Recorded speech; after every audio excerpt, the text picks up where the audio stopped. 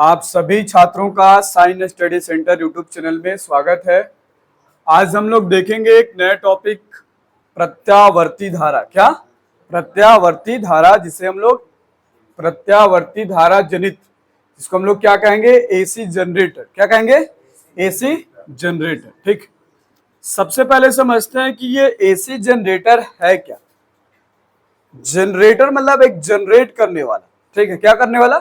Generate करने वाला, उत्पन्न करने वाला। ठीक है, तो यहां क्या लिखा है? प्रत्यावर्ती धारा मतलब एसी करंट को, एसी करंट को, एसी विद्युत धारा को उत्पन्न करने वाला जनित्र क्या कहलाएगा? प्रत्यावर्ती धारा जनित्र कहलाएगा। ठीक, अब इसमें देखो और क्या होता है। प्रत्यावर्ती धारा जनित्र, इतनी तो बात समझ में आ गई कि ये एक जनित्र है जो एसी करंट क्या करेगा? उत्पन्न करेगा। ठीक है, कैसे करेगा? देखिए, एसी जनित्र करे कि एक ऐसा यंत्र जो यांत्रिक ऊर्जा को, किस ऊर्जा को? यांत्रिक ऊर्जा को विद्युत ऊर्जा में क्या करता है? रूपांतरित करता है। एक ऐसा संयंत्र, एक ऐसा संयंत्र, एक ऐसा संयंत्र या यंत्र, ठीक है, एक ऐसा संयंत्र जो यांत्रिक ऊर्जा को विद्युत ऊर्जा में, यांत्रिक ऊर्जा को विद्युत ऊर्जा में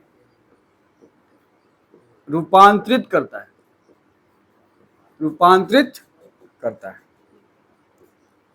ठीक, तथा जो फैराडे के विद्युत चुंबकीय प्रेरण सिद्धांत पर कार्य करता है,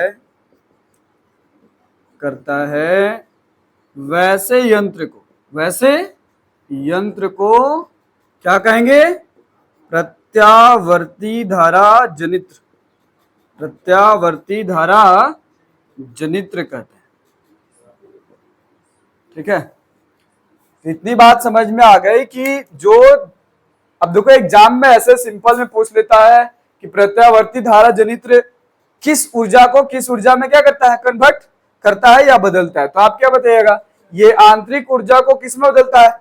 विद्युत ऊर्जा में रूपांतरित करता है। फॉर एग्जाम्पल के लिए कुछ देखिए, तब आपको और ज्यादा समझ में आएगा।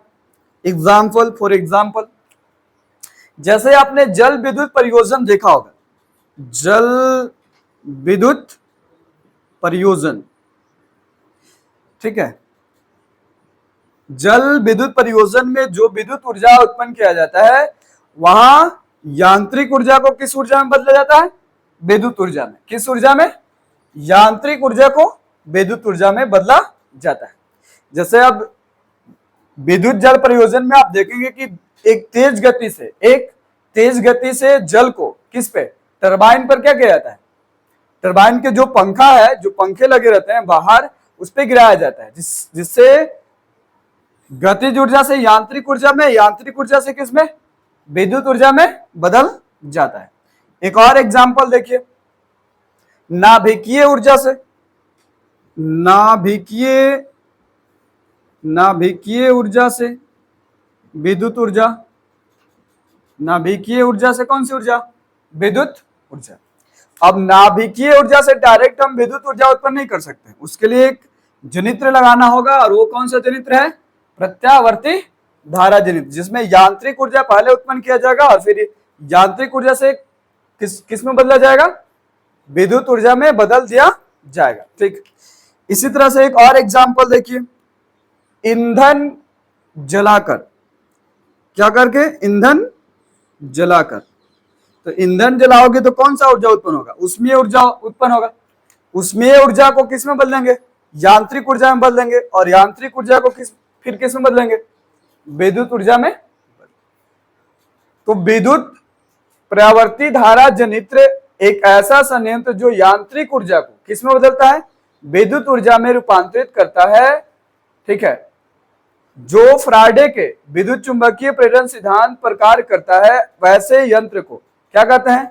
प्रत्यावर्ती धारा जनित्र कहते हैं। जैसे जल विद्युत परियोजन, नाभिकीय ऊर्जा से विद्युत ऊर्जा, या फिर ईंधन जलाकर, या फिर आप भाप इंजन का भी एग्जाम्पल ले सकते हैं। ठीक है, चलिए और भी बहुत सारा एग्जाम्पल।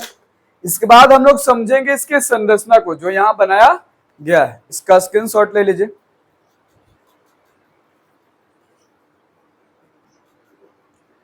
अब हम लोग देखते हैं रचना। क्या रचना? ठीक है, इसकी संरचना या फिर रचना है। यहां जो दिख रही है ये धुरी है। क्या है? धुरी। और ये जो दिख रहा है क्या है? कुंडली है। क्या है? कुंडली। नॉर्थ और जो साउथ दिख रहा है ये क्या है? चुंबकीय क्षेत्र। कौन सा क्षेत्र है? चुंबकीय क्षेत्र। ये भी चुंबकीय क्षेत्र है। ठीक, यहां पे जो आपको संरचना दिख रही है ये दोनों, जिसको हम लोग बोलते हैं सर्पी वलय। क्या बोलते हैं? सर्पी वलय। एक वलयाकार कार्बन का ब्रूस है। क्या है? कार्बन का ब्रूस। ये दोनों जो है वो कार्बन के ब्रूस है, तो कार्बन के बने हुए हैं। ठीक है, कार्बन आप ब्रश कहो या फिर ब्रूस कहो, कार्बन ब्रूस लगे। बाकी ये जो दिख रहा है वो वायर है, तार है। ठीक, तो इस तरह से दिख रहा है। चुंबकीय क्षेत्र, कुंडली, धुरी, ठीक है, कार्बन ब्रूस, और ये जो दिख रहे हैं वो क्या है? सर्पी वलय। और बीच में आपको जो दिख रहा है उसको हम लोग बोलते हैं अक्ष। क्या बोलते हैं? अक्ष। ये आपका अक्ष है। ठीक है, अक्ष। तो आप देखिए इसमें क्या क्या है। सबसे पहले रचना में आपको क्या दिख रहा है? चुंबकीय क्षेत्र। कौन सा क्षेत्र? चुंबकीय क्षेत्र। नॉर्थ और साउथ दिख रहा है। दूसरा आपको क्या दिखा? एक कुंडली है। कुंडली, या इसको आर्मेचर भी कहा जाता है। क्या कहा जाता है? आर्मेचर। ठीक। तीसरा जो दिख रहा है वो सर्पी वलय है। क्या है? सर्पी वलय। हाँ, तार लिखा। चलो, इसके बाद 4 नंबर जो आपको दिख रहा है वो क्या है? कार्बन ब्रूस, या आप उसको ब्रूस कहिए, जो किससे बना है? कार्बन से बना है। तो यदि आप इसके चित्र को अच्छे तरीके से 2 बार 3 बार बना लेते हैं, याद कर लेते हैं, तो आपको संरचना लिखने में कोई परेशानी नहीं होगी, क्योंकि जो चित्र में दिए गए हैं, बताए गए हैं, वही आपको संरचना में क्या करना होगा? लिखना होगा। ठीक, इसको भी आप जल्दी से लिख लीजिए ताकि हम इसको जल्दी से मिटा दें।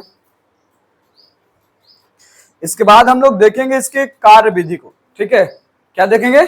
कार्य विधि को। देखिए, इसके कार्य विधि को समझते हैं। ठीक है, कार्य विधि ये कैसे कार्य करता है। ठीक है,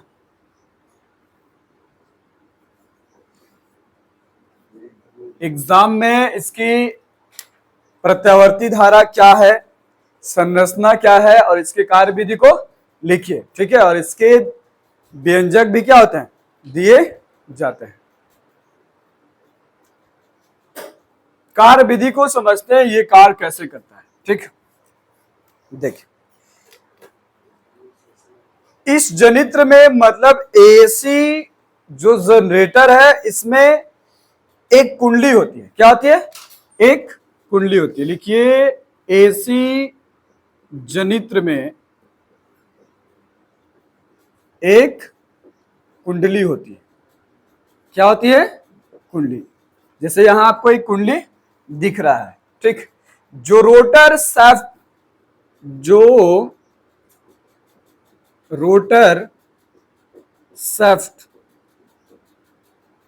से जुड़ा होता है या पर आरोपित होता है।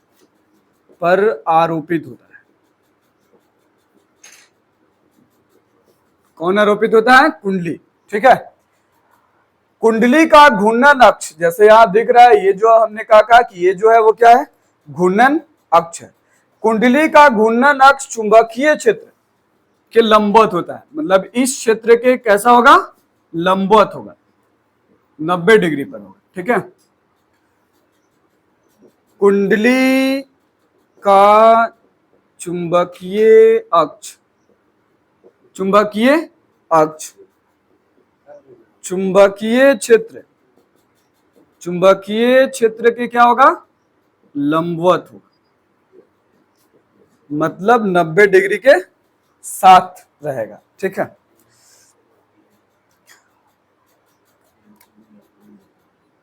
जहां कुंडली को, किसको, कुंडली को किसी बाह्य साधन द्वारा, किसी बाह्य साधन द्वारा या यांत्रिक ऊर्जा, या यांत्रिक ऊर्जा द्वारा क्या किया जाता है, घुमाया जाता है। क्या किया जाता है, घुमाया जाता है। ठीक है, ये जो कुंडली दिख रही है, इस कुंडली को, जहां कुंडली को किसी बाह्य साधन द्वारा, बाह्य साधन द्वारा, जैसे हमने देखा जल के माध्यम से, ठीक, उष्मा के माध्यम से, भाप के माध्यम से, ठीक है, इस तरह से और भी कई माध्यम हो सकते हैं, किसी बाह्य साधन द्वारा या यांत्रिक ऊर्जा द्वारा घुमाया जाता है। क्या किया जाता है, घुमाया जाता है।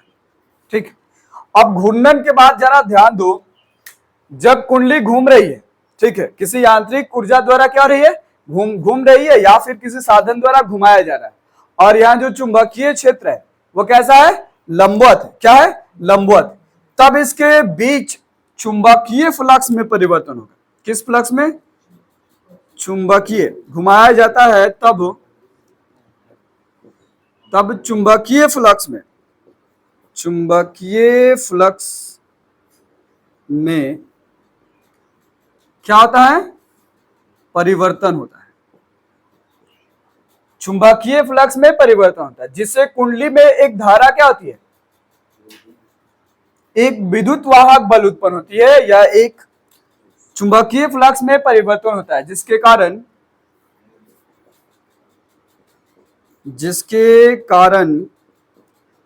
कुंडली में, जिसके कारण किसमें, जिसके कारण कुंडली में एक विद्युत वाहक बल, एक विद्युत वाहक, ठीक, एक विद्युत वाहक बल प्रेरित होता है, उत्पन्न होता है। एक प्रेरित विद्युत वाहक बल क्या होता है, उत्पन्न होता है। कुंडली के सिरों, अब ये जो कुंडली है इसके सिरों पे क्या लगा है, 2 सर्पिल लगा है। कह रहे कुंडली के सिरों, कुंडली के सिरों से जुड़ा, अब यहां देखो ना तार जुड़ा है ना, कुंडली के सिरों से क्या जुड़ा है, कह रहा कि कुंडली के सिरों से जुड़े सर्पिल वलय, सर्पिल वलय एक तरह की संरचना है, जिसकी आकृति कैसी है, वलय की है, सर्पिल वलय। यहाँ सर्पिल वलय एक तरह की आकृति है, जो किससे बना है, ये वलय किससे बना है, कार्बन ब्रुश से बना है। ठीक है, वलय तथा कार्बन ब्रुश, ठीक है, कार्बन ब्रुश की सहायता से, ठीक है, की सहायता से एक बाह्य परिपथ के साथ जोड़ दिया जाता है, ठीक है, क्या कहता है, जोड़ दिया जाता है। अब ऐसे भी आप समझिए, सिंपल भाषा में कह रहा है कि एक कुंडली है, कुंडली मतलब तार की बनी हुई क्या है, कुंडली है, जिसमें तार के जो है कई फेरे हैं। ठीक, इसे यांत्रिक बल द्वारा, किसके द्वारा, यांत्रिक ऊर्जा द्वारा या किसी बाह्य साधन द्वारा क्या किया जा रहा है, घुमाया जा रहा है। क्या किया जा रहा है, घुमाया जा रहा है। जो चुंबकीय क्षेत्र के, उसका जो अक्ष है, चुंबकीय क्षेत्र क्या है, लंबवत होने के कारण इसके अंदर चुंबकीय फ्लक्स में क्या हो रहा है, परिवर्तन हो रहा है। क्या रहा है, चुंबकीय फ्लक्स में परिवर्तन हो रहा है। चुंबकीय फ्लक्स में परिवर्तन होने के कारण प्रेरित विद्युत वाहक बल, कौन सा बल, प्रेरित विद्युत वाहक बल उत्पन्न हो रहा है जिससे एक विद्युत धारा उत्पन्न हो रहा है जो कार्बन ब्रुश से या सर्पिल वलय से जुड़ा बाह्य परिपथ के साथ जोड़ दिया जाता है, जो बाहर क्या कर सकते हैं, हम प्राप्त कर सकते हैं। ठीक है। एसी जनित्र में एक कुंडली होती है जो रोटर शाफ्ट पर आरोपित होती है, मतलब जो कुंडली है एक आधार पर क्या होगी, टिकी होगी, वो कौन सा होगा, रोटर शाफ्ट का। पर कुंडली का चुंबकीय क्षेत्र की क्या होती है, लंबवत होती है, जहां कुंडली को एक बाह्य साधन द्वारा क्या किया जाता है, यांत्रिक ऊर्जा द्वारा घुमाया जाता है, तब चुंबकीय फ्लक्स में परिवर्तन होता है, जिसके कारण कुंडली में एक विद्युत वाहक बल प्रेरित होता है। प्रेरित हो गया ना, उत्पन्न हो गया ना, होने के बाद देखो कुंडली के सिरों से जुड़े सर्पिल वलय तथा कार्बन ब्रुश की सहायता से उसे बाह्य परिपथ से क्या किया जाता है, जोड़ दिया जाता है और बाहर उसे प्राप्त कर लिया जाता है। ठीक, बात समझ में आई? आप इसको यहां लिखा, हमने पहले लिखा कि फराडे के नियम पर क्या करता है, कार्य करता है। फराडे के विद्युत प्रेरण पे क्या करता है, कार्य करता है। तो देखिए, आपने पिछले क्लास में पढ़ा है कि यदि किसी चुंबकीय क्षेत्र हो, कौन सा हो, चुंबकीय क्षेत्र हो और कोई बल लगाया जा रहा हो, ठीक है, तब आपको क्या मिलेगा, यहां विद्युत धारा क्या होगा, प्राप्त होगा। क्या होगा, विद्युत धारा प्राप्त होगा। ठीक है। तो यहां भी इस नियम को क्या किया जा रहा है, लागू किया जा रहा है कि किसी कुंडली पर उसे चुंबकीय क्षेत्र में रखकर किसी कुंडली पर एक बाह्य साधन द्वारा क्या किया जाता है, घूर्णन कराया जा रहा है। क्या कराया जा रहा है, घूर्णन कराया जा रहा है, मतलब उसको गति में लाया जा रहा है, मतलब इस पे एक बल लगाया जा रहा है। ठीक है। चुंबकीय क्षेत्र उस पर लगने वाले बल के कारण, चुंबकीय क्षेत्र उस पर लगने वाले बल के कारण इसमें क्या उत्पन्न हो रहा है, विद्युत धारा उत्पन्न हो रहा है। क्या हो रहा है, विद्युत धारा उत्पन्न हो रहा है, जो चुंबकीय क्षेत्र उस पर लगने वाले बल के क्या है, लंबवत। यहाँ चुंबकीय क्षेत्र, बल और विद्युत धारा सब क्या है, आपस में लंबवत। क्या है, लंबवत। तो ये हो गया इसके कार्य विधि को, जो एग्जाम में पूछे जाएंगे तो आप आसानी से क्या कर सकते हैं, लिख सकते हैं अपनी भाषा में। ठीक, कि कोई कुंडली है जो रोटर शाफ्ट पर जुड़ी हुई है, ठीक है, और उसे किसी बाह्य साधन द्वारा क्या किया जा रहा है, घुमाया जा रहा है, जो चुंबकीय क्षेत्र के कैसा है, लंबवत है।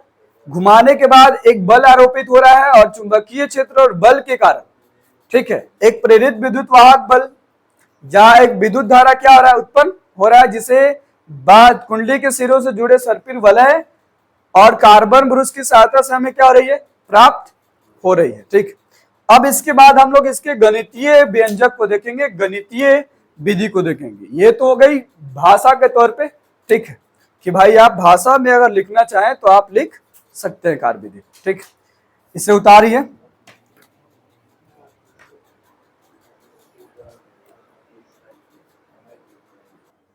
चलिए आगे देखते हैं।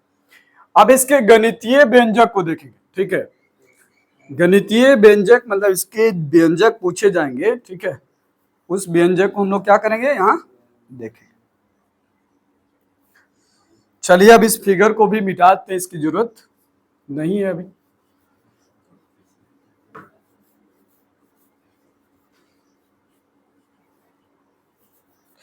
आइए,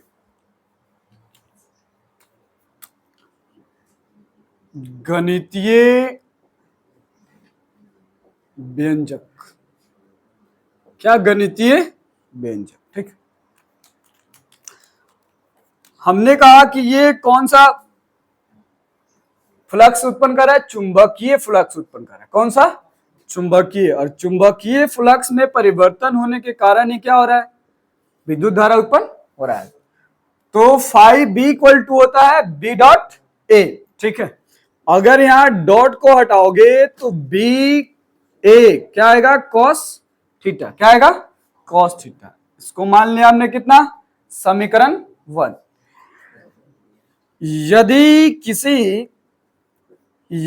किसी समय टी पर, ठीक है, यदि किसी समय टी पर कोणीय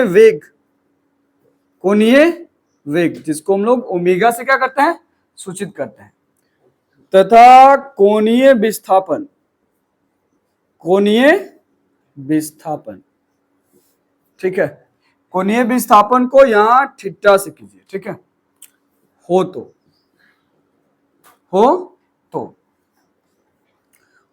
कोणीय वेग बराबर होता है थीटा बाई क्या, टी। ऐसे भी आप जानते हैं वेग बराबर क्या होता है, विस्थापन बटा समय। तो यहां हमने विस्थापन बटा समय को क्या किया, लिख दिया।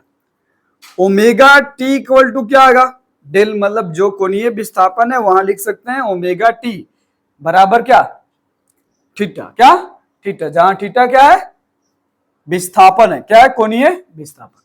अब जरा थोड़ा सा समझिए कोणीय वेग क्या है, कोणीय विस्थापन क्या है, ठीक। कोणीय की बात कर रहे हैं, जब हम एक वृत्तीय पथ पर गति करते हैं, किस पथ पर गति करते हैं, एक वृत्तीय पथ पर गति करते हैं, तब उस वृत्तीय पथ पर गति के कारण उत्पन्न होने वाला वेग को क्या कहेंगे, कोणीय वेग। क्यों कहेंगे, क्योंकि एक एंगल के साथ क्या होगा, एक एंगल के साथ क्या होगा, वेग उत्पन्न होगा, तब हम उसे क्या कहेंगे, कोणीय वेग। तथा कोणीय विस्थापन मतलब एक थीटा के साथ, एक कोण के साथ, एक एंगल के साथ उसकी डायरेक्ट जो डिस्टेंस है, जो डिस्प्लेसमेंट है, वो क्या होगा, बढ़ेगा या फिर घटेगा या फिर परिवर्तन होगा। तो यहां जो थीटा दिख रहा है ये किसके सापेक्ष है, कोण के सापेक्ष है। किसके सापेक्ष है, कोण के सापेक्ष, ठीक। अभी आपने जो देखा घूर्णन, यहाँ जो कुंडली है वो क्या कर रही है, घूम रही है, क्या कर रही है, घूम रही है। इसका मतलब वो क्या कर रही है, एक वृत्तीय गति कर रही है, क्या कर रही है, एक वृत्तीय गति कर रही है। किसके कारण कर रही है, ये भी आपने देखा कि एक तरफ नॉर्थ है और एक तरफ क्या है, साउथ है। तो अगर नॉर्थ कुछ बल लगाता है जिसको हम लोग अर्ध घूर्णन कहते हैं, नॉर्थ के द्वारा आधा घूर्णन और ईस्ट के द्वारा आधा घूर्णन। पीछे क्लास में आपने 10th क्लास में पढ़ा है कि आधा घूर्णन नॉर्थ के कारण और फिर आधा घूर्णन साउथ के कारण। तो एक घूर्णन इसका क्या होगा, पूरा हो जाएगा। तो यहां भी इसी की बात की जा रही है, ठीक है। एंगल, यहां जो एंगल है इसी एंगल की बात की जा रही है।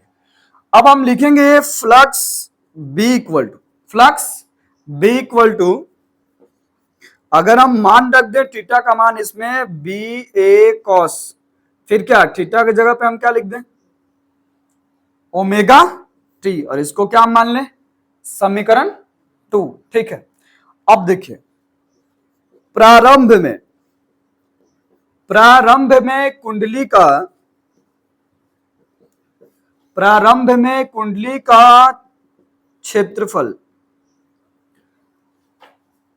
सदिश,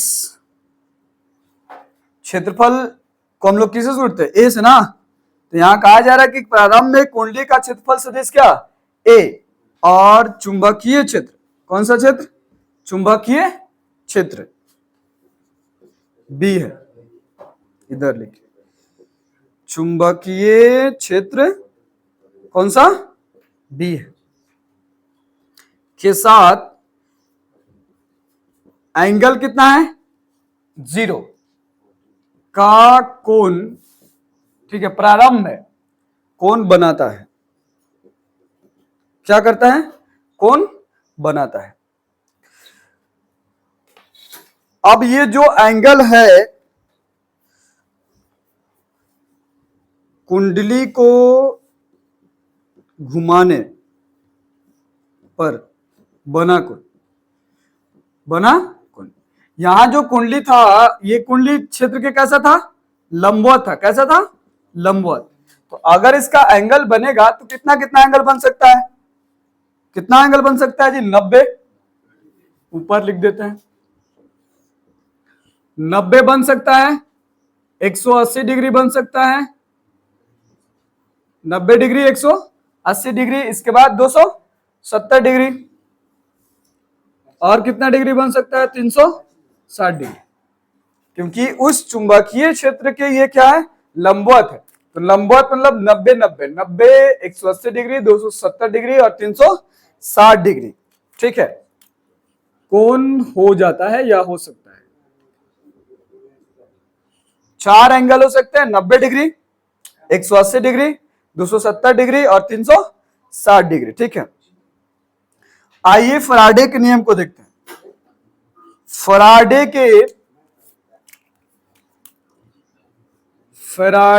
के नियम से, किसके नियम से? फराडे के नियम से। फराडे के नियम से अगर हम प्रेरित विद्युत वाहक बल एप्सिलॉन बराबर, हमने देखा माइनस डी फाई बाई क्या, डी टी, ये हमारा क्या है? फॉर्मूला है। क्या है? फॉर्मूला है। यदि समीकरण किससे? समीकरण अगर हम 2 से मान रखें, समीकरण 2 से फाई बी का क्या रखने पर? मान रखने पर। क्या रखने पर? मान रखने पर। ठीक है, यदि मान रखेंगे तो आएगा एप्सिलॉन बराबर माइनस डी, फाई का मान है यहां B A cos omega T by क्या, डी टी। इतना लिख सकते हैं क्योंकि यहां फाई बी है और यहां फाई है, यहां भी फाई बी लिखोगे क्योंकि ये जो फ्लक्स है किसके आधार पर लिया जा रहा है? चुंबकीय क्षेत्र के आधार पर लिया जा रहा है। ठीक है, चलिए आगे देखिए। अब यहां डी, अगर हम यहां लिख दिए यदि फेरों की संख्या, कुंडली में फेरों की संख्या, कुंडली में फेरों की संख्या, ठीक है, कुल संख्या कितनी है? एन है। कितना है? एन है। तब हम क्या लिख सकते हैं? एप्सिलॉन बराबर minus N D B A cos omega T by क्या, डी टी, जहां एन क्या है? ये एन क्या है? फेरों की संख्या है। अब जरा ध्यान दीजिए, अब हम लोग लिख सकते हैं माइनस एन बी ए, ठीक है, बी ए और डी, अब देखो ना यहां कॉस ओमेगा टी है और फिर क्या है? डी टी है। अगर हम इसको डी के सापेक्ष इसका अवकलज निकालें, लिख दो, यहां डी था ना, D cos omega T by क्या, डी टी, क्या, D T minus N B A. अब जरा कॉस का क्या होता है? माइनस साइन होता है। क्या होता है? डी कॉस एक्स बटा डी एक्स बराबर होता है माइनस साइन एक्स। ठीक है, क्या होता है? Minus sine x. अब यहां कॉस ओमेगा टी है। क्या है? ओमेगा टी है, तो ओमेगा सीधा कहां आएगा? बाहर आएगा। अगर हम इसको मान लें एक्स, तो ओमेगा कहां आएगा? बाहर, और डी कॉस का हो जाएगा minus sine omega T, minus sine omega T. तो हमारा जो मान आया एप्सिलॉन बराबर माइनस एन बी ए, ठीक है, और माइनस माइनस यहां क्या हो जाएगा? यहां माइनस और यहां माइनस प्लस हो गया, एन बी ए ओमेगा साइन ओमेगा टी। ठीक, अब हमें जो प्रत्यावर्ती धारा जनित्र का जो व्यंजक था वो हमें मिल गया, प्रेरित विद्युत वाहक बल बराबर एन बी ए ओमेगा साइन ओमेगा टी। अब एक बढ़ सकता है, घट सकता है। कैसे बढ़ सकता है, कैसे घट सकता है? यदि हम फेरों की संख्या बढ़ा दें तो प्रेरित विद्युत वाहक बल क्या होगा? बढ़ जाएगा।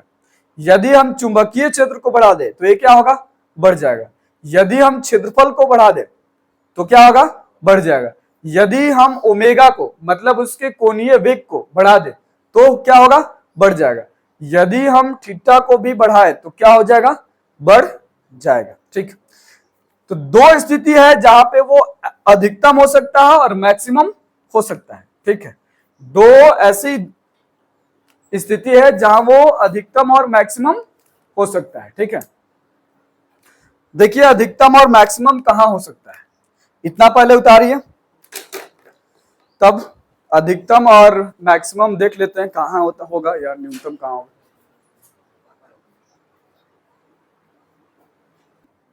चलिए देखते हैं ईएमएफ जो है, विद्युत वाहक बल जो है या विद्युत प्रेरण वाहक बल जो है कब अधिक होता है और कब न्यूनतम होता है। ठीक,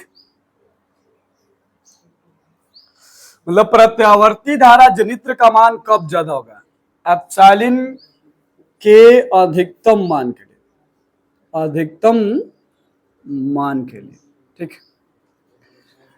अधिकतम एप्सिलॉन के अधिकतम मान के लिए देखिए क्या हो करा कि यदि साइन ओमेगा टी बराबर कितना हो, 1 हो, कितना हो, 1, अर्थात साइन ओमेगा टी बराबर साइन कितना, 90 डिग्री ना, कितना, 90 डिग्री, अर्थात ओमेगा टी बराबर कितना, 90 डिग्री होना चाहिए, अर्थात थीटा इक्वल टू कितना, 90 डिग्री। कौन कितने डिग्री का होना चाहिए, 90 डिग्री का।